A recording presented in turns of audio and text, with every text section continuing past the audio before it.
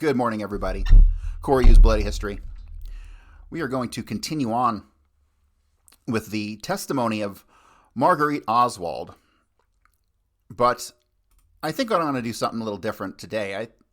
The story she tells about the day of the assassination seems to have some discrepancies when compared with the men in the story she told, Tommy Thompson and Alan Grant, both of Life magazine. On alangrant.com, he posted his own version of what happened that day. And I want to read this. It's not too long, and then we'll get to the testimony. But it seemingly is very suspicious when compared to the other known story of that day. So this is called The Day the President Was Shot, November 22nd, 1963. The Kidnapping of the Oswald Family by Alan Grant. Every journalist in the country seemed to be on a flight to Dallas that day. The aisles of my flight were cluttered with heavy video cameras, tripods, lights, and other necessary gear hurriedly assembled. Rumors moved from aisle to aisle and row to row. We all hoped for the best, but all we knew while en route to Dallas was that John Kennedy was shot and was at Parkland Hospital in Dallas. His condition as the flight took off was unknown. At about 11:05 a.m., the pilot's voice shattered the hopes of all aboard. "Ladies and gentlemen," he said, then took a deep breath. "We've just been informed that President John F. Kennedy has died a few moments ago. I'm so sorry." His voice choked up, then faded into the hushed silence on the airplane. The aisles soon cleared as everyone returned to their seats. When we landed, we contacted the Dallas Bureau of Life and were told of the capture in a movie theater of Lee Harvey Oswald, who was also a suspect in the shooting of a Dallas police officer. Oswald was being held in the Dallas County Jail. The corridors of the jail were swarming with photographers and reporters. Some were standing on chairs, some on camera cases to get a better shot of the yet unseen suspect in JFK's murder. I'd covered many news stories in my years with Life, but never had I seen so many photographers pushing and shoving, all trying to get the same shot of Oswald being moved from one room to another a few yards away. It appeared to be utter chaos, and knowing Life could always pick up that shot from one of the news photographers, I left the county jail. I teamed up with Life correspondent Tommy Thompson, who had spent his youth in Dallas, and managed to get the address of a rooming house where the suspect lived. There we found a red brick house with a rather friendly, talkative housekeeper who showed us the closet-sized room she rented to a Mr. O.H. Lee for $8 a week. She showed us the phone in the rooming house, told us the phone calls made by the strange man to Irving, Texas, a small town between Dallas and Fort Worth. She said he always spoke in a foreign language when he made most of his calls. She said that a swarm of Secret Service men or FBI agents had descended on the rooming house looking for any evidence they could find. We thanked the landlady for the information and headed for Irving, Texas. We were not looking for O.H. Lee, but for Lee Harvey Oswald, the name on the recently captured suspect. I reloaded my camera en route to Irving, Texas. The first thing we did was find the local sheriff's station to try to locate the house that contained the other end of the phone line. We could not find anyone named Oswald in the local phone directory. Tommy, thanks to his Texas accent, got a street name from the deputy who had heard it mentioned by an FBI man who had appeared at the sheriff's station earlier in the day. We located the street, which fortunately was only a few blocks long. While we were casing the street, a car pulled up and parked in front of one of the houses. We were convinced it was a reporter or photographer from a local newspaper who knew more than we did. As we approached him, he opened the trunk of his car, which contained several bags of groceries, and proceeded to remove them. When he looked up, he saw the cameras hanging from my neck. He looked at Tommy and said, "Well, we wondered when the press would find us. You might as well come inside." He introduced himself as Michael Payne, and the woman at the door as Ruth Payne. We identified ourselves. Tommy asked Ruth Payne if she knew Lee Harvey Oswald. "Yes," she said. "Lee is a friend and lives here with his wife and 2 children. All right, let me pause. I've said this for goddamn ever. Oswald never lived at the boarding houses. Okay, Kerry Thornley did. That was a total setup. Here we have confirmation from Alan Grant that Ruth Payne told him that she knew Lee Harvey Oswald and that he lived there with his wife and 2 children, which is exactly what I've been saying for years. Okay? When Tommy asked if she believed Lee Harvey Oswald could have shot the president, a distraught-looking elderly woman in a nurse's uniform with her stockings rolled down to her knees sitting in a dark corner of the room, jumped up and said, "Don't you think I should answer that question? I'm Lee's mother." Tommy and I were astounded, and moments later, we got another shock. A very pretty and pale young woman appeared in the doorway with a small baby in her arms and headed towards the kitchen. It appeared that we had stumbled onto the alleged assassin's family, while the rest of the press was waiting to get a glimpse of Lee Harvey Oswald in the corridor of the Dallas County Jail. I'd been taking pictures as unobtrusively as I could, not knowing what to expect from our obvious invasion of these people's privacy. Meanwhile, Tommy started asking questions. How long had the Oswalds been living with the Paynes, and when had they last seen him? I was taking pictures of Marguerite Oswald, Lee's mother, who was sad one minute and quite aggressive the next. She suddenly leapt at me, screaming, "Stop it! Stop taking pictures here! You don't have the right to do this. We should be paid for this." She took a swipe at my camera to make her point. Tommy, with his Texas charm, asked Marguerite how much her story was worth. Since it was Life magazine, she suggested somewhere between $2,000 and $2,500. I stopped shooting pictures while Tommy called George Hunt, the managing editor of Life, from another room. At this time, there was very little we knew for sure except for the fact that we had indeed found the wife, the two children, the mother, and the Russian-speaking friend of Lee Harvey Oswald.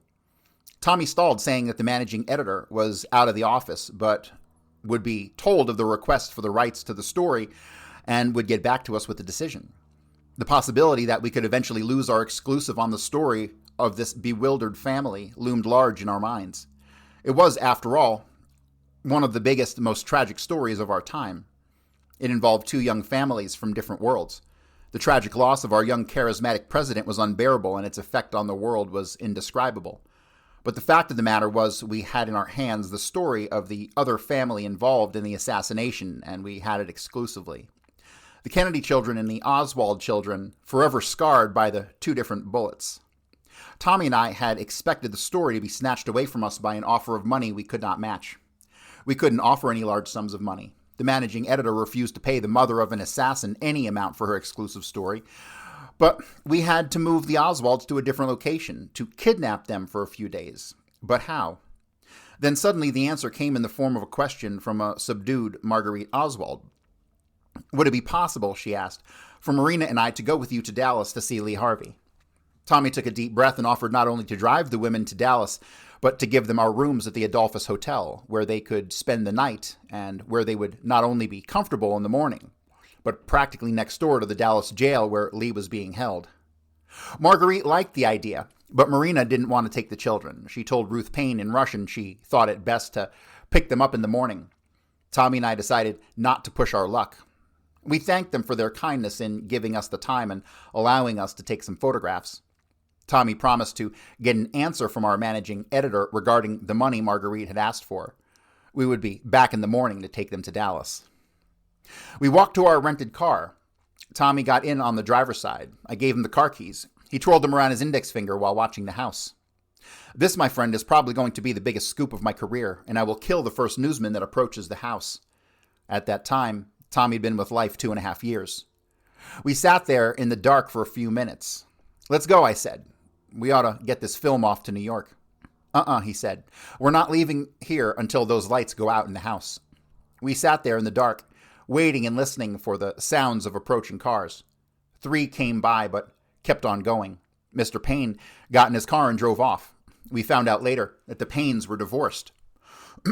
A short time later, the lights went out. Tommy finally relaxed, and we headed back to Dallas. Early Saturday morning, November 23rd, we returned to the Payne house. There were freshly washed diapers drying in the sun, and a suitcase waited to be packed for the short trip to the Adolphus Hotel and then on to the Dallas County Jail. Marina put a fresh diaper on her daughter June.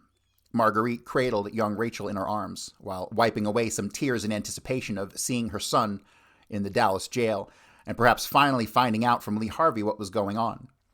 Oswald was still only a suspect in this bizarre story. All morning I'd been carefully taking pictures of Marina, trying not to interfere with the routine of this young mother and her 2 children. Marguerite Oswald alternately loving and abusing to her daughter-in-law, caressing her one minute and calling her a whore who was responsible for the trouble Lee Harvey was in. But Marina understood very little English, if any, and continued on with her chores. She had an inner peace that I thought might have saved her from being destroyed by this catastrophic event, and eventually would take her husband from her, just as swiftly as John Kennedy was taken from his family. That was the tragedy of this young, bewildered Russian family that Lee Harvey Oswald left behind the day after he picked up his rifle, peered through the telescopic sight, and squeezed the trigger. We loaded our car with the diapers and other necessary items for the 2 kids and 2 small suitcases for the women. When we got to Dallas, we drove around back of the hotel, took the Oswalds down to the basement, and then took the freight elevator to our room, where we made arrangements to have a Russian translator available to us in order to relay questions and answers between us and Marina. After they finished breakfast, Tommy realized that if we let the Oswalds go to the jail now, the press would be on them like sharks on a feeding frenzy, and we would lose our exclusive story. Tommy knew he'd had to ask questions soon and make a quick call to the Life Bureau in Dallas and have them try to make arrangements for the Oswald jail visit. Shortly before noon, we were startled by a loud knock on the door of our hotel suite. We quietly moved the family to one of the bedrooms and closed the door after locking it on the inside. The knock got louder and was followed by an announcement. "This is the FBI. Open up now." Tommy requested some kind of identification be slipped under the door. We were told that if we didn't open the door now, we'd be facing serious charges for harboring persons that may have been involved in a serious crime. Tommy shrugged, opened the door slowly, and peered over the shoulder of this tall, well-dressed man holding his FBI identification in his hand. It identified the man as Special Agent for the FBI named Bardwell Odom. Tommy invited him into our room, at which point Odom asked for our IDs, and we produced our Life magazine credentials. He smiled and asked to see Marina and Marguerite Oswald. I asked him how he found out we were hiding the Oswalds in our hotel suite. "The same way you found out that they lived in Irving, Texas," he answered matter-of-factly. I asked if he would permit me to photograph his interrogation of Marina. "It's your hotel room, do what you have to do, but I won't be questioning Marina here. I'm taking her with me to the FBI office in Dallas," he replied with a smile. I knocked on the bedroom door. Marguerite opened it. Marina was fixing her hair in the mirror, getting ready to visit Lee Harvey. Marguerite announced that she had made her own arrangements to see her son, evidently using her phone in the bedroom, with Captain Will Fritz of the Dallas Police Department, whom she said she saw on television. She said they would call her back at the Adolphus using the registered name Grant as a room number and confirm the arrangements for the visit for Marina and her 2 children and Oswald's mother, Marguerite, and his brother, Robert, and give them a scheduled time. Somewhat stunned by what Marguerite did, Tommy introduced the Oswalds to FBI agent Odom, explaining that Marina spoke very little English and offering him our Russian interpreter. Tommy then left the room to call Captain Fritz to see if Marguerite's story regarding the jail visit was true and tried to get us into the jail as well as to take exclusive pictures of their dramatic meeting for Life magazine. "No one is getting into that cell but the next of kin," was the firm response. Meanwhile, I'd been taking pictures when Special Agent Odom tried to get Marguerite to release Marina to his custody for the FBI interrogation. But the feisty old lady held her ground, determined to see her son as promised by Captain Will Fritz. The Oswald family was going to see Lee Harvey and going nowhere else until they talked to him in person. Odom told the Russian interpreter to tell Marina he would like to question her and would like to get her to come with him to the FBI office in Dallas. Marguerite said, "It's no good. You don't need to tell the interpreter that because my daughter-in-law is not going with you. We've been promised to see Lee, and that is where we are going. Besides, Marina made her statement in the courthouse yesterday, and any further statements will be made with counsel." Odom, losing patience, told the interpreter to tell Marina she should decide what to do and not to listen to her mother-in-law. Robert Oswald, Lee's brother, entered the room and told Odom he was sorry, but there would be no questioning until he got an attorney for Lee and Marina. At that point, Odom left, realizing that he had no legal authority to take Marina with him. In the meantime, we got a call from our Dallas bureau informing us of a rumor floating around that Life was hiding the Oswalds at the Adolphus Hotel where most of the press were staying. The visit to Lee Harvey was set for 2:30. The arrangement was for us to drop the family off in the basement of the courthouse where they would be met by 2 detectives. We were to leave. They would return to the family in an unmarked car and drop them off in the basement in the Adolphus Hotel where we would meet them in 2 separate cars. Captain Fritz promised the utmost secrecy and the return of the family, at which time we would be notified in advance depending on how the meeting went. At 2:30 on the 23rd of November 1963, we took the Oswalds, including Lee's 2 young children, to the courthouse as arranged and left them in custody of the police. They were returned several hours later in 2 cars.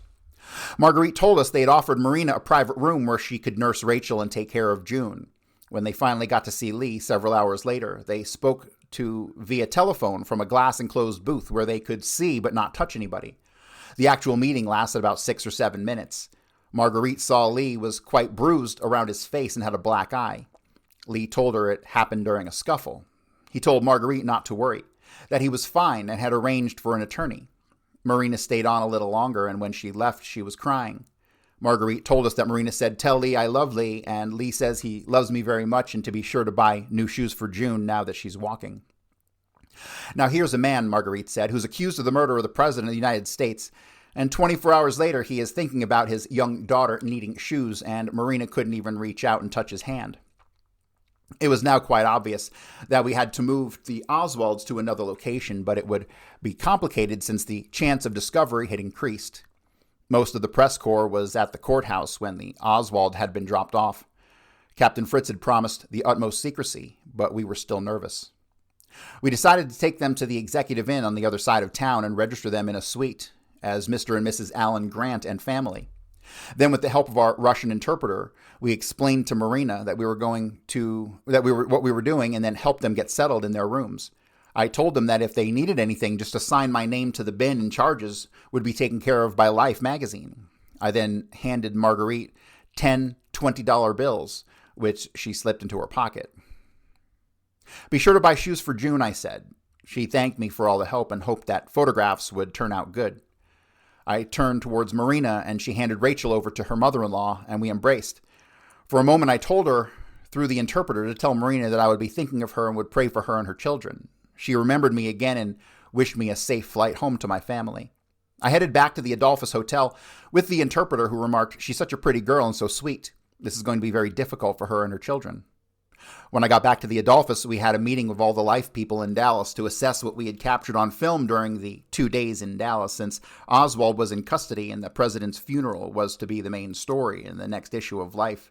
Several photographers were sent back to their bureaus in Washington and Chicago. I was to return to Los Angeles and process my film. I returned home late that night and cleaned up the mess I had left in my hurry to catch that flight to Dallas. I turned on the TV to catch up on any late news. There was film on Jackie Kennedy, her clothes stained with the president's blood. I was stunned by the photographs and thought of her 2 children. I shut off the TV and sat there in the dark for a while, then went to bed. I fell asleep thinking of that pretty but bewildered Russian girl and her 2 young children. I slept fitfully that night. I was jolted awake by the telephone near my bed. It was a fishing buddy of mine. "Hey, it's Leo. What the hell are you doing home? I thought you'd still be in Dallas." "Why, what's up?" I asked. "Someone just shot Oswald," he yelled. "Turn on your damn TV set." 2 weeks later, Life published one small picture of Marina Oswald from our exclusive story of The Other Family. So, I have no reason to doubt any of this, right? This is what an independent person not connected to the family, Alan Grant of Life magazine, who, they're CIA, but he probably wasn't at the time, or didn't know, or wasn't familiar with the propaganda outlet that he worked for. So this I found to be in direct contradiction to a lot of the things that Marguerite had said. So now let us go ahead and pick up where we left off with Marguerite's testimony. All right, starting with Marguerite Oswald. On the way leaving, I remarked to Mr. Doyle that I had forgotten one very important factor in the story. I had in Mrs. Payne's home, when Marina closed the door and I was in the room before she showed me the picture, she told me at the police station that they had showed her Lee's gun and asked her if that was Lee's gun. And she said she didn't know. Lee had a gun, but she couldn't say whether that was Lee's gun or not. But that she knew that Lee did have a gun. When was this? This was in Mrs. Payne's home the night of the November 22nd when we came from the jail. She told me that she told the police. I'm going to explain because I don't want to be put in why I didn't say it. Mr. Mark Lane had hoped to come before the commission, and he wanted to ask me 2 questions. He didn't say what the questions were, but I know the affidavit presented to the Warren Commission passed on that, and so that is why I had put that particular thing off my mind, thinking Mr. Lane would bring it up. But I immediately told Mr. Doyle when I left that Mr. Lane not being here, should I have made that statement? Was there something else I told you? Mr. Doyle then says, no, I think that was the matter you had mentioned to me, ma'am. Mr. Rankin then says, you mean the gun or the picture of the gun?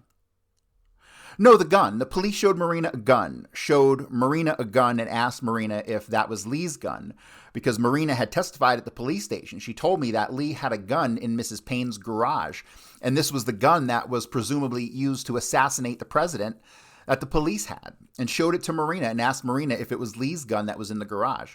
She said she didn't know that Lee had a gun in the garage, but she did not know whether that was the gun or not. Did you have any discussion with Marina about the gun after that? No, sir. When she said that, that was it. Any comments, as I said before, that was it. Now, where did I finish, please, so I can continue? Well, you'd gotten to the Six Flags and you had heard about your son being killed, and when you'd gotten to Parkland Hospital, we were through at Parkland Hospital. You'd gotten through at Parkland Hospital. And when we got to the chief of police's home in Irving, and we finished that, so now we're at the Six Flags. Correct.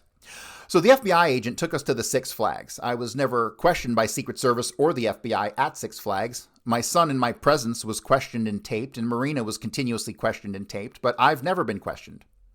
I had all the papers from the State Department and all of my research from Lee's, I say, so-called defection, and I wanted to have them. All of the papers were at home. I told him I thought I could save a lot of manpower while they were getting the original papers, because I knew that each department in the State Department had a reference on Lee, and I had the whole thing condensed, and by them having my papers, they could get the picture. They were not interested in any papers I had. They were not interested. Were you not questioned on November 22nd, 63? No, sir. Here's what you may have on tape. I insisted so much that they talked to me because I had all this, that Mr. Mike Howard finally agreed. Not the 22nd, though. This is Mr. Harlan Brown and Mr. Charles T. Brown. That's the two FBI agents. Mr. Brown questioned me in the office, but they all wanted to know is how did I know my son was an agent, and how did I know that he had money from the State Department? And I told them Congressman Wright knew, W-R-I-G-H-T, and that they would investigate. They should investigate Congressman Wright. That was a very short questioning. I've never, this name of Wright, Congressman Wright, has never come up in any of my research. So this is an interesting name to me. Anybody got anything on Congressman Wright, 1963? I mean, I explained that before. I told him I wanted to talk to the FBI, and I did. And it was the two Mr. Browns, and there were two other men. Then Mr. Howard was what date? Mike Howard? Mike Howard was towards the end, because I was so persistent in them talking to me that finally he decided he would put me on tape. But I do not consider this questioning. It was the date of the funeral. I remember now. November 25th. What was the date of the funeral? If this was the day of the funeral, I can tell you why. He decided he would put me on tape, so I started to tell him about my having papers and Lee's defection. And then Robert came out of the room and was crying bitterly. I saw Robert crying. Wait, I'm ahead of my story. You have to understand this. As a family, we were separated, not maybe for any particular reason. It's just the way we live. I'm not a mother that has a home that the children can come to and feed them and so on. I am a working mother. I do 24-hour duty. So I am not that type of mother where I am a housewife with money that the children have a home to come to. So I said to Mike Howard, I would like Robert to hear this. Maybe he will learn something. Because Robert never did want to know about my trip to Washington. He doesn't know. Robert never was interested in anything. Lee did not want to know about my trip to Washington, so I thought, well, now this is an opportunity, since the tragedy has happened for Mr. Robert Oswald, to know some of these things that his mother has known all of these years. So I started. Then Robert had a phone call, and he came out of my room, and he was crying bitterly, so I ended the tape. I would say I talked approximately 10 minutes. I ended the tape saying, I'm sorry, but my thoughts have left me because my son is crying. I thought for a moment that Robert was crying because of what I was saying, and he was sorry that he had not listened to me before because I tried to tell him about the defection and my trip to Washington. But Robert was crying because he received a telephone call that we could not get a minister at my son's grave. They had 3 ministers that refused to come to the ceremony at my son's grave for church, and that is why Robert was crying bitterly. So that ended my testimony. That little while I testified, that ended it. Now, that questioning was a question and answer. You were questioned by the FBI agent, Mr. Howard. No, sir, I was just talking. The Secret Service man? Mr. Mike Howard, I was talking on tape. Didn't he ask you questions? I don't recall him asking any questions. It could be, but I frankly do not recall him asking any questions. But it was a very short session, and that is the way I ended the tape. I said, my thoughts have left me because I see my son crying bitterly. That is the way I ended the tape, and it was a very short tape. I do not remember him questioning me. I think I started to tell my story, and that is the only time. It was from my persistence that I got on tape just that little while. They did not want to hear anything from me. You don't think then that at the time there were questions and answers for about 28 pages taken from you? From me, no, sir, definitely not. Even if they have what they have as my talking, like I said, when I saw on television, they said they were showing Lee's gun and I was not watching television. I'm getting snatches of it. And I said, now, how can they say, even though that it's Lee's gun, that Lee shot the president? Even being his gun doesn't mean that he shot the president. Someone could have framed him. If they have 28 pages of that, they have me doing that kind of talking and had the room bugged or whatever you want to say. But no, sir, I did not sit and testify. I swear before God 10 times I never have. And that is the point that has bothered me. Even before Lee's defection, no one came along to the house. I called Mr. John Fain in the FBI myself to make friends with him. If they have 20 pages of testimony, that is when they got it, my talking, they got it with a tape recorder going. But I did not. No, sir. Well, then, what happened after that? Now, we got off of that. About Robert crying? You said that they ended the interview with Mr. Howard. Yes, that ended the interview with Mr. Howard because Robert was crying. I was not consulted. I want you to know this, too. I was not consulted about the graveyard services or any part of my son's funeral. What I know, when my son was going to be buried, it was approximately 1 hour before the time for my son to be buried. My son Robert knew. Do you know whether Marina was consulted? I do not know, and I am assuming that she was. You see, Mr. Gregory taught Russian to Marina. And I believe Marina might have been consulted, but I do not know whether she was consulted or not, but I was not consulted. And since then, we will go on to the story. They have put a marker on the grave. I have not been consulted. I have found out my son is encased in cement, and I did not know anything about it until I investigated and asked the man at the cemetery. They did not consult me about anything, never have. I want that made clear because that is the part I cannot understand. You don't know whether the laws of Texas give the widow the right to say what shall be done?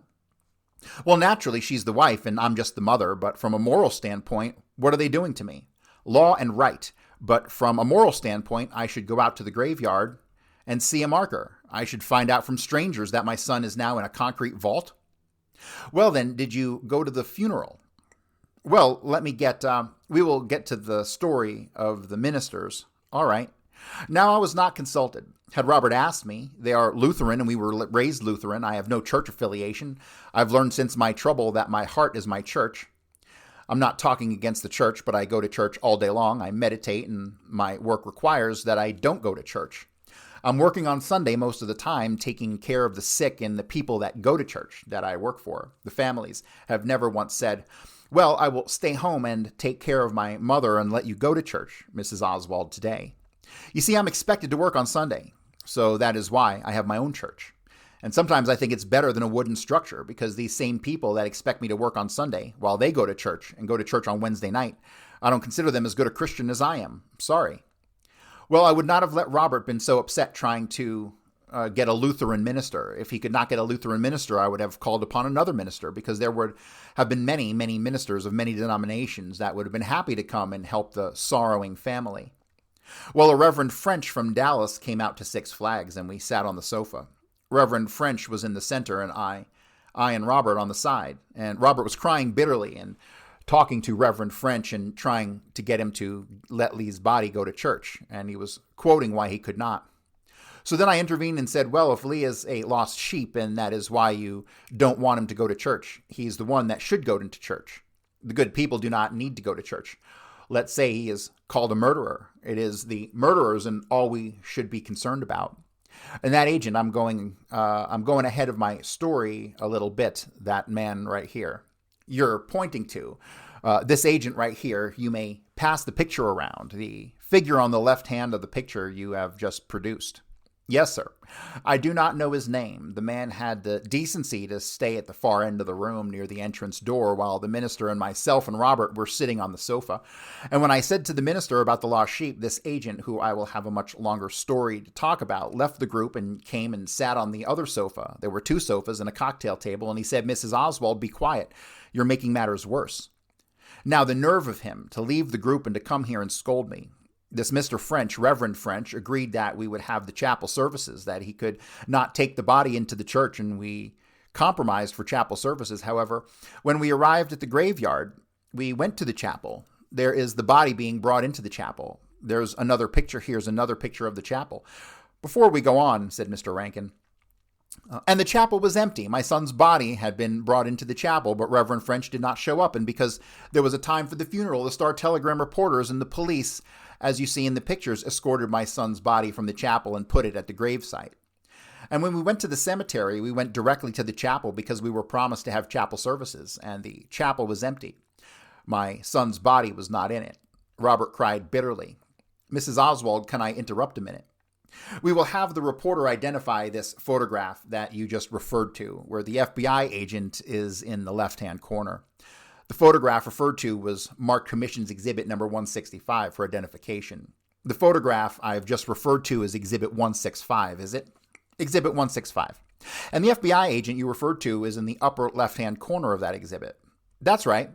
And this is the other FBI agent, Mr. Mike Howard, who's going to be involved quite a bit. He is the one that was taking care of Bain Johnson. He's the one that they have now sent to protect me in Fort Worth. He was the lead man at Six Flags. And he stands right behind you in that picture. Yes, that's Mr. Mike Howard. Isn't he Secret Service? Secret Service man. They're both Secret Service. Representative Ford then says, that was the point I wanted to make, because she had said he was an FBI agent. Mrs. Oswald then says, yes, please interrupt. It's awful hard for me to remember and say things, so I appreciate you doing that. It's a long story, and I have many stories, gentlemen.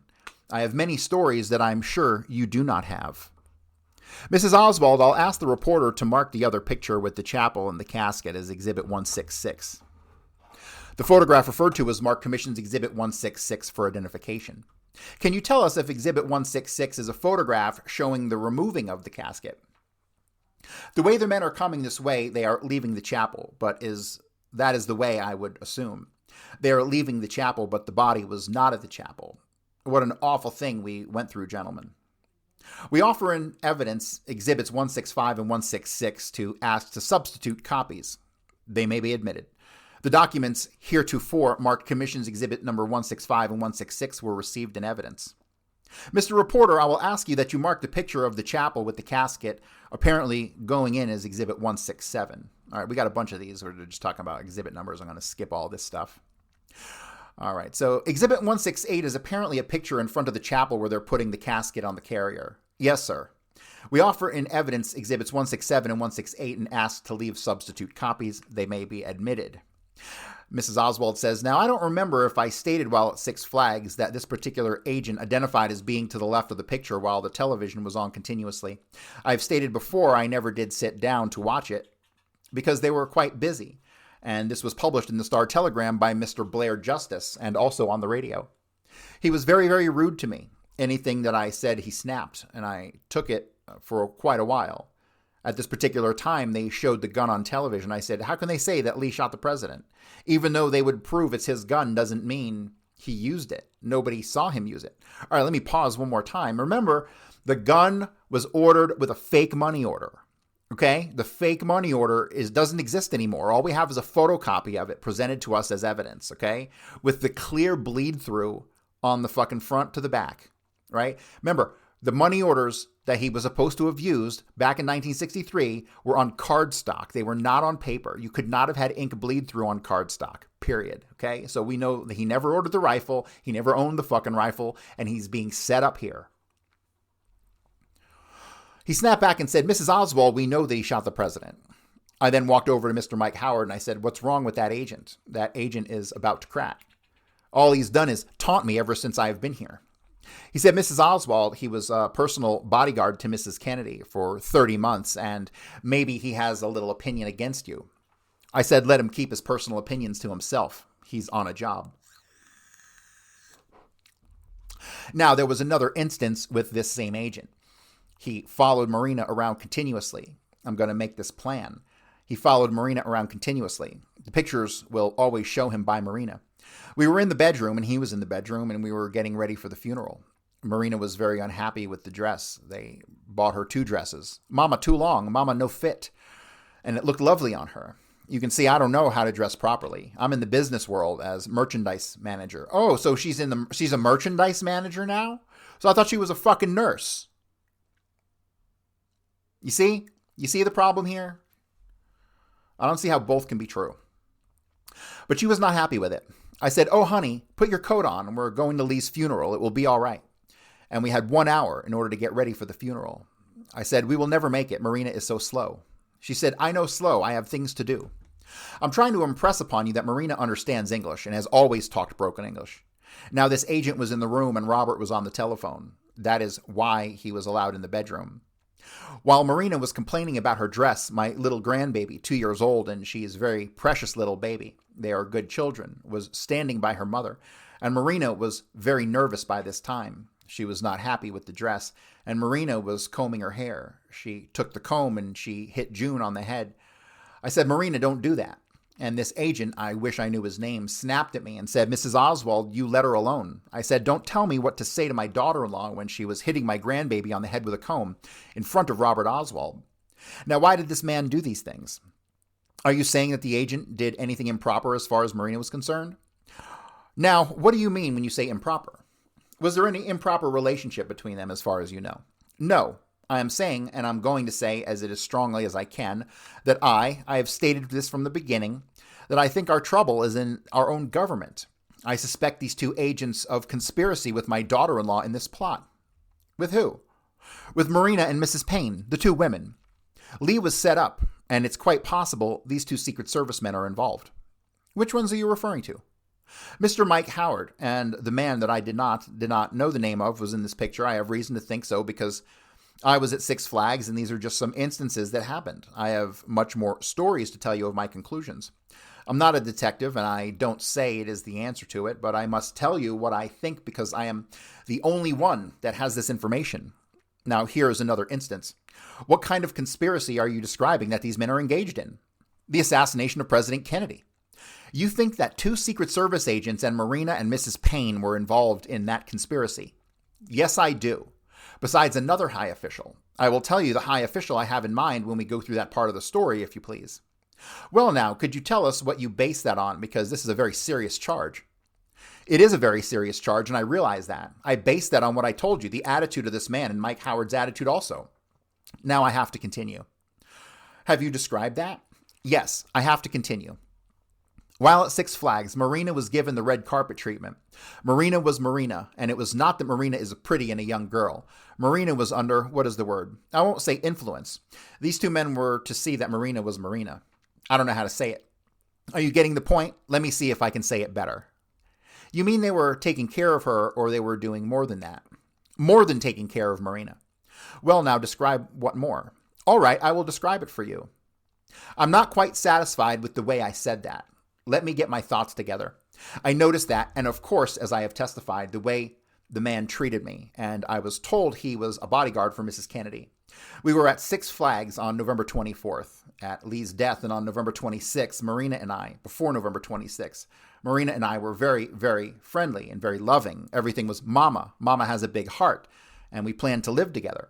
I had an insurance policy that had expired on Lee. I was not able to keep up the premium, and I had $863. But, however, I had not looked at the policy for some years, and I was not quite sure that it was in force. But otherwise, I had no money and no job.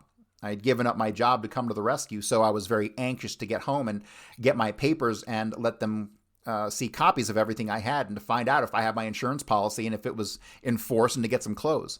From the 24th until the 26th, I lived in my uniform, gentlemen. I did not have any clothes at the Six Flags. Yet Robert Oswald was taken to his home a couple times to get clothes. And when I wanted to go home and get clothes, they put me off. One time I broke down crying. I said, I don't understand it. You won't do anything for me, yet you drove Robert all the way to Denton to get clothes. So the night of the 26th, they took me home and I got my papers. I found that my insurance policy was in force. So I said to Marina, we all right. Mama has insurance policy, $800. You stay home with baby and mama work, or mama stay home with baby and you work, and at least we have a start. Okay, mama. I not want a big house, mama. I want a small place. And this is the girl that has never had anything, and she only wanted small things. Fine. On the date of the 22nd, approximately 10 o'clock, this was in the morning, I want to say something to Marina, and Marina shrugged me off, and I walked away. Alan Dulles then asks, what date was this?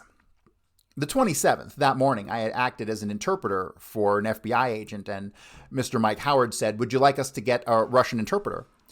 And he said, no, Mrs. Oswald. Oswald is doing fine. And he took the testimony from me as an interpreter.